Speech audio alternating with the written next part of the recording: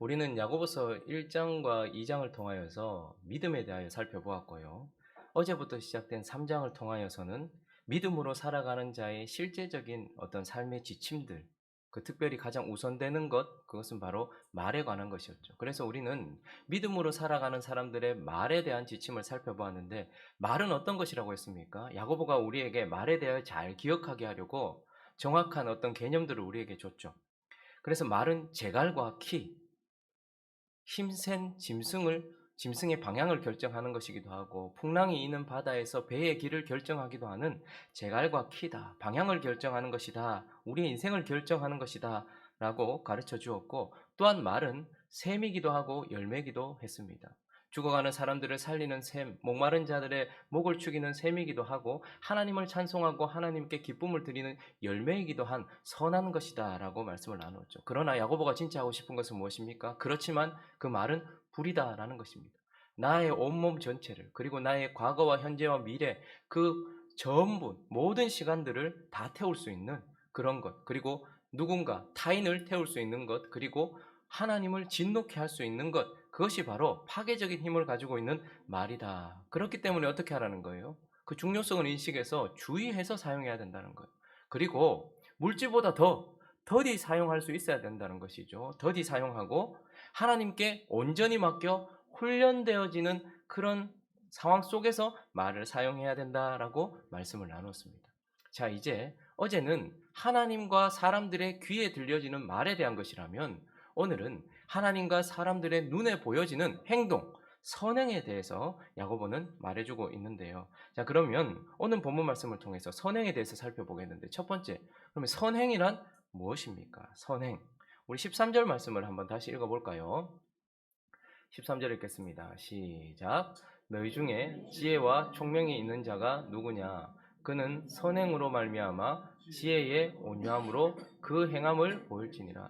자, 그 행함을 보이라라고 단순히만 말하지 않고 선행으로 행함을 보이라. 그러니 선행을 보이라라고 말하고 있는데, 13절에 선행이라는 단어로 번역된 저 선행이라는 헬라어 단어는요, 크게 되게 대표적인 단어 중에 하나는 아가토스라는 단어가 있어요.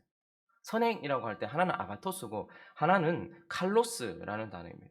아가토스는 본래적으로 가지고 있는 선, 그러니까 선한 특성을 가진 것, 그러니까 내적인 선에 대해서 말할 때에 아가토스라는 단어를 씁니다. 그러니까 이것은 내적으로 그가 가지고 있는 선에 대해서 말하는 것. 그러나 또 한편 칼로스라는 단어는 매력적이고 사랑스럽고 아름다움으로 나타난 선, 그러니까 본래적인 선이 아니라 나타난 선을 말할 때 칼로스라는 단어를 씁니다. 그래서 쉽게 말하면 칼로스라는 단어는 드러나는 생활 방식, 드러난 아름다운 삶, 이런 것들을 말할 때 칼로스라는 단어를 쓰는데, 오늘 13절에는 어떤 단어를 썼을까요? 칼로스라는 단어를 쓰고 있습니다. 그러니까 지금 야고보가 말하고 싶은 것은 드러나는 생활 방식에 대해서 아름답게, 그리고 매력적으로 사랑스럽게 드러나는 행위, 그것을 우리에게 보이라라고 말하고 있습니다. 그러니 선행이란, 이것이 선행이 되려고 하면 하나님께서 지시하신 생활 방식이어야 한다는 것이, 하나님이 보시기에 합당한 생활 방식, 하나님이 말씀하신 생활 방식이어야 한다는 것입니다.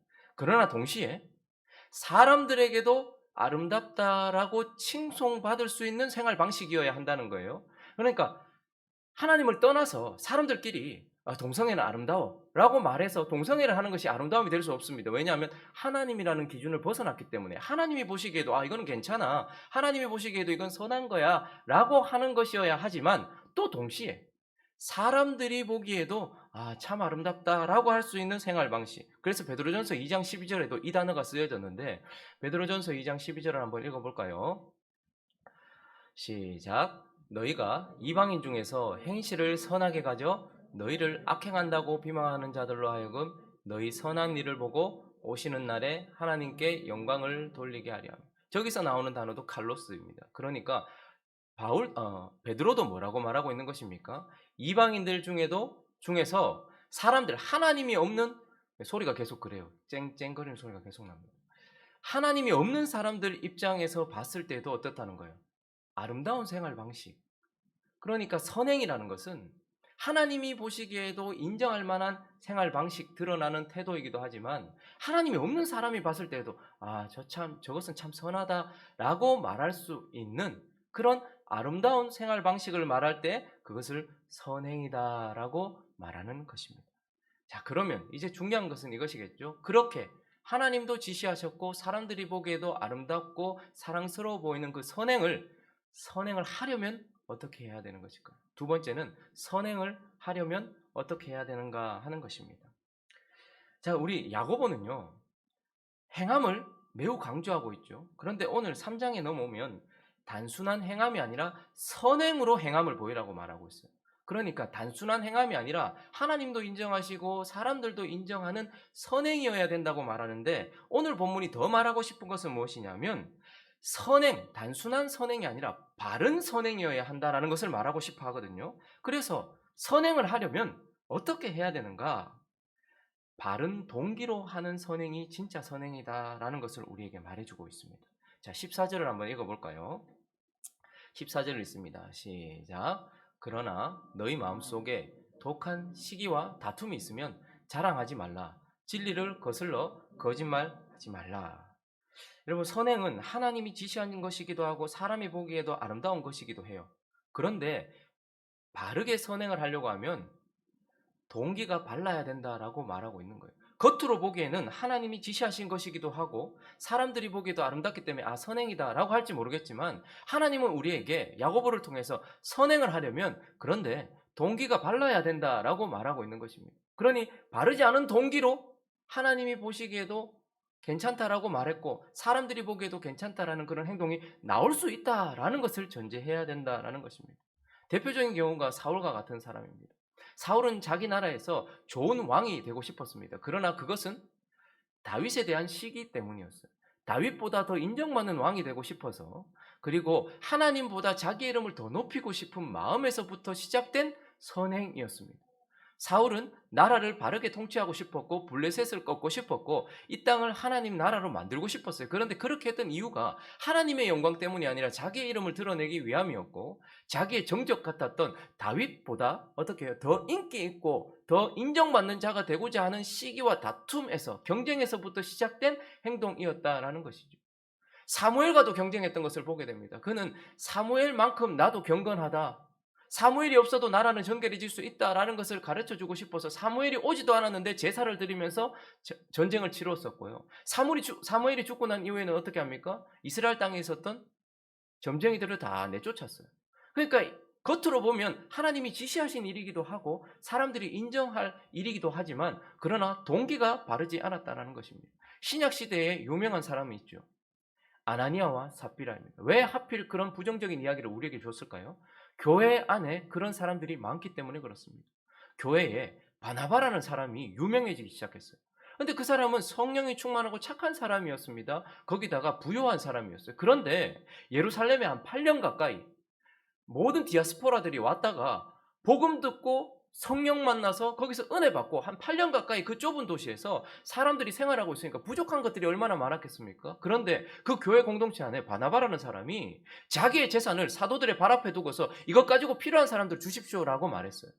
그랬더니 교회 안에 바나바에 대한 칭송이 날로 올라가기 시작하고 사람들이 칭찬하기 시작한 걸 들었어요. 그랬더니 얼마 안 있다가 소문이 또 나는데요. 처음에는 바나바 같은 사람이 또 있더라. 누군데? 아나니아와 삽비라란다. 그들도 재산을 팔아가지고 교회 사도들의 발 앞에 두고 우리의 필요를 채운다고 그렇게 했다더라. 그런데 저녁쯤 되니까 소문이 달라진 거예요. 그 사람들 오늘 즉사했단다. 재산을 내어놓고 사람들을 섬기는 선행은 겉으로 보기에는 같은 것이었고 하나님이 지시한 것이었고 그리고 사람들도 아름다워 보였어요. 그런데 이 아나니아와 삽비라는 무엇 때문에 그렇게 했습니까? 정말 사람들을 돕고자 하는 마음에서 한 것이 아니라 사람들을 도왔던 바나바처럼 유명해지고 싶었고 인정받고 싶었고 권위를 가지고 싶었던 동기에서부터 시작된 선행이었다라는 것이죠. 그러니 우리가 선행을 하려면 먼저는 무엇을 해야 된다는 거예요? 바른 동기로 해야 한다라는 것입니다. 목사가 설교를 할 때에도, 장로님들이 기도를 하고 신방을 할 때에도, 권사님들이 기도를 하고 성도들을 돌아볼 때에도, 집사님들이 물질을 만지고 사역을 만지고 교회의 사명들을 감당할 때에도 그 동기가 발라야지 선행이다라고 할 수 있다라는 것이죠. 자, 그리고 선행을 하려면 어떻게 해야 되는가? 오늘 사실 야고보가 정말 하고 싶은 것은 이것입니다. 선행을 하려면 바른 힘으로 해야 된다라는 것을 우리에게 말하려고 해요. 오늘 본문에 보니까요, 두 가지 종류의 지혜가 등장해요. 그러니 선행을 끌어내는 두 가지 근본이 있다라는 거예요. 참 놀랍죠? 선행은 한 근원에서 나오는 것이 아니라 두 근원에서 나올 수 있다라고 말해요. 하나는 15절이 우리에게 가르쳐 주고 있는데요. 선행을 끌어내는 첫 번째 근원, 한번 읽어볼까요? 시작. 이러한 지혜는 위로부터 내려온 것이 아니요 땅 위의 것이요 정욕의 것이요 귀신의 것이요.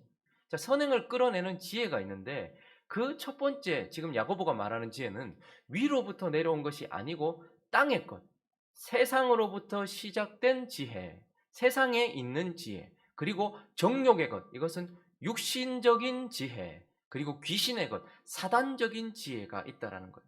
그러니까 세상으로부터 육신으로부터 사단으로부터 나와서 선행을 끌어내는 지혜가 있더라라는 것입니다.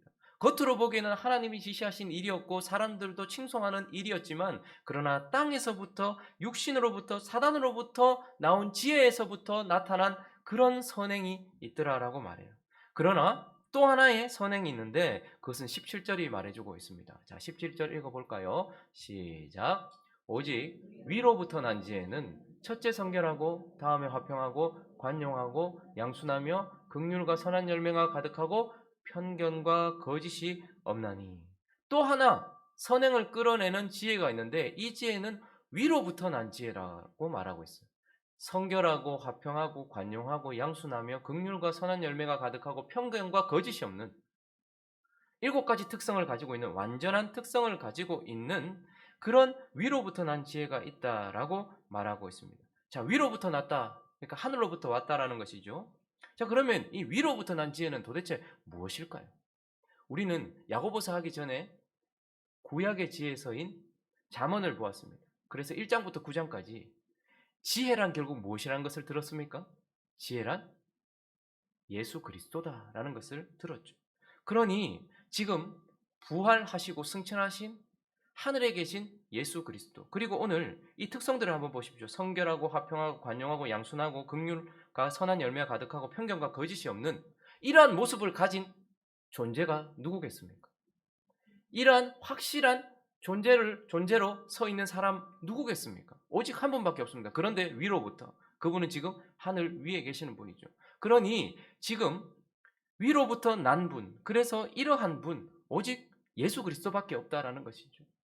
그래서 이 17절이 말하고 싶은 것은 예수 그리스도로부터 난 선행이 있다라는 것이고, 또 한 걸음 더 나가보면 신약 시대를 살고 있는 저와 여러분은 하늘 위에 계시는 예수 그리스도께서 우리 안에 무엇을 보내주셨습니까? 자신의 영, 성령을 보내주셨어요. 여기 7가지 열매는 성령이 우리 안에서 일하실 때 나타나는 열매를 고스란히 보여주고 있잖아요. 성경이 성령의 열매에 대해서 말하는 것과 지금 이 17절이 말하는 것은 같아요. 그러니까 결국 무엇입니까? 위로부터 난 지혜는 위에 계신 예수 그리스도, 그리고 위에 계신 예수 그리스도로부터 온, 하늘로부터 내려온 진정한 지혜이신 우리 안에 계신 성령을 말하는 것이겠죠. 그러니 선행은 어떻게 해야 된다는 거예요? 그리스도의 생명과 성령을 힘입어서 해야 된다라고 우리에게 말하고 있는 것입니다.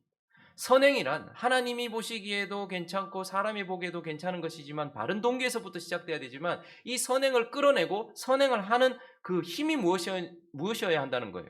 성령 안에서 성령을 통해서 이 선행을 해야지 바른 선행이다라는 것입니다. 그래서요 구약 성도들도요 이렇게 말했습니다. 자, 시편 29편을 한번 가볼까요? 시편 29편 11절을 보시면 여호와께서 자기 백성에게 뭐를 주시며? 좀 놀랍지 않습니까? 여호와께서 자기 백성에게 평강의 복을 주신다는 건 이해가 가는데 여호와께서 자기 백성에게 힘을 주시며 저건 진리입니다.